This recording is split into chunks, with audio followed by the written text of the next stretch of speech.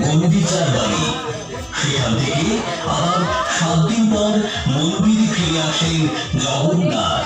এই মাসির বাড়ির উদ্দেশ্যে যাওয়াকে সোজা রথ এবং ফিরে আসাকে আমরা উল্টো রথ বলে থাকি।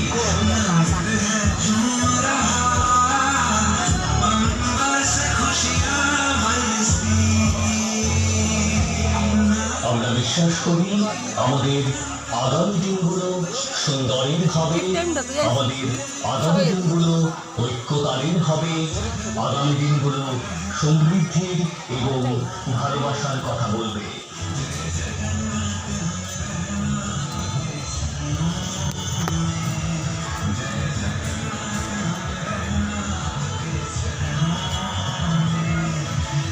এই রাজ্যের বিভিন্ন স্থানে এই রথযাত্রা উৎসব যখন বিশাল আনন্দে পালিত হচ্ছে, তখন আমরা এই শুভ দিনে আদর্শ পর্বস্থিত শ্রী শ্রী